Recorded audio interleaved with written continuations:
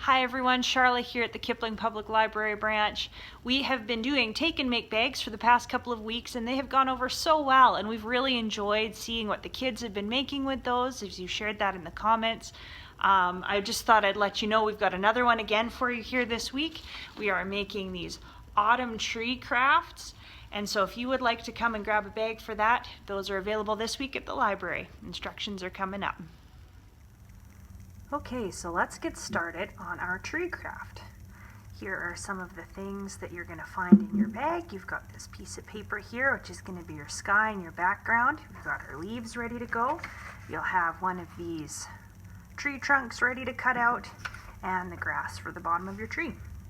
What you'll need from home is glue, scissors, a pencil, and maybe some markers. So what we'll start doing is we're going to start by putting the grass on the bottom of our page, and that's that green part right here. If you want, you can draw some flowers or some extra things on the grass when you get to that, kids. You can do that for sure. And then we've got our tree trunk here, and so you're going to take this and you're going to cut all the way around. And if you need some help, you can ask a grown-up to do that. But I know there's some older kids that have been doing these crafts as well, and you guys will do just fine.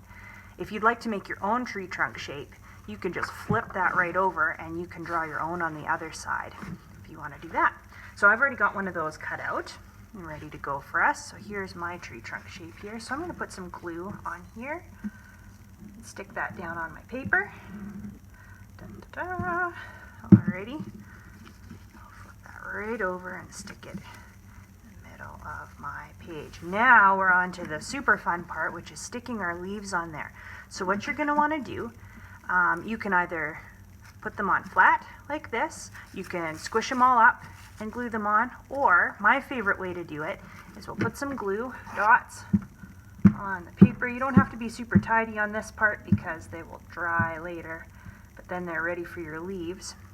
And you can take your piece of tissue paper here, and then I just squish it on the end of a pencil like this, because what happens is it sticks up for you, and it looks more leaf-like, I think. So once you've got it squished on the end of your pencil, you can pop that right on a glue dot, and you lift it up, and look how pretty that is. It stands right up on its end like that.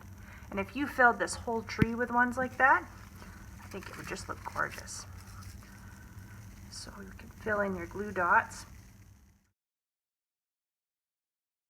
That's my tree all filled in, and what you need your marker for, and you can use just regular markers at home or crayons or pencil crayons, and I just sometimes like to put on some lines to make this look more like a real tree. You can draw some of those on for your tree as well if you want, and sometimes it's nice to put a little dot on here. Maybe there's an owl that lives in your tree. Got that on there. And one of the best things about this tree craft is you don't actually have to use your tissue paper pieces. You can go outside, you can find some leaves, or you can find some buttons in your house and glue those on for leaves, and just use your imagination. So I would love to see what you've made. Throw your pictures in the comments, and have a great week.